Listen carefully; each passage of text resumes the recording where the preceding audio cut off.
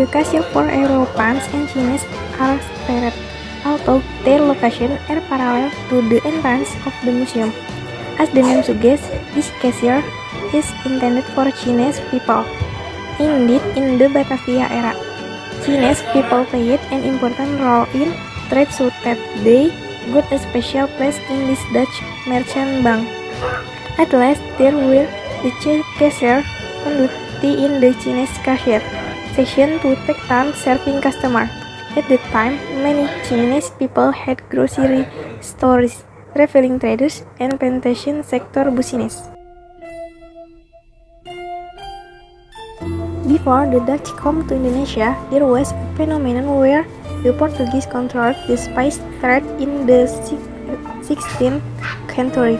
There, the Portuguese collaborated with Germany, Spain, and Italy, who used the city of Hamburg as a central port of distributing goods in Asia.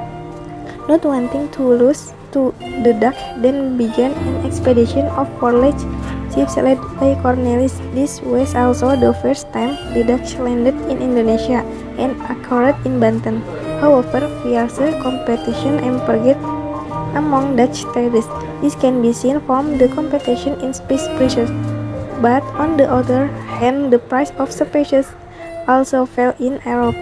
To overcome this problem, the Verenigde Oostindische Compagnie, or FOC, trading company was established. Bank Mandiri was established after the merger of 4 state-owned banks. The 4 state-owned banks are Bank Bumi Daya or BBD, Bank Dagang Negara or BDN, Bank Ekspor Impor Indonesia or Bank Eksim, and Bank Pembangunan Indonesia or BPINDO.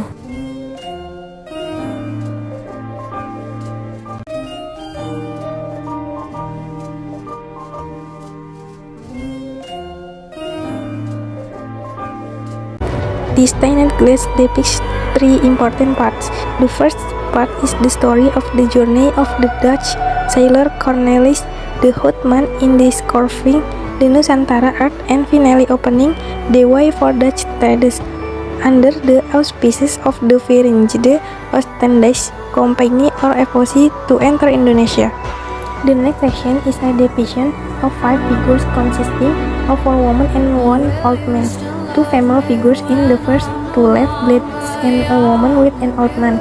In the 2 right blades are depicted as representation of the 4 seasons in Europe, namely spring, summer, autumn, and winter, while the female figure in the middle blade or the Nusantara blade is depicted as modern Red Nusantara who looks beautiful, graceful, framing surrounded by volcanoes and fertile forests as the beauty of Indonesia's natural game, which is abundant in natural resources. In the Nusantara blade, visitors can see how the Dutch greatly worship Indonesia both for its panoramic beauty and its natural birth to the point of being depicted as a beautiful goddess.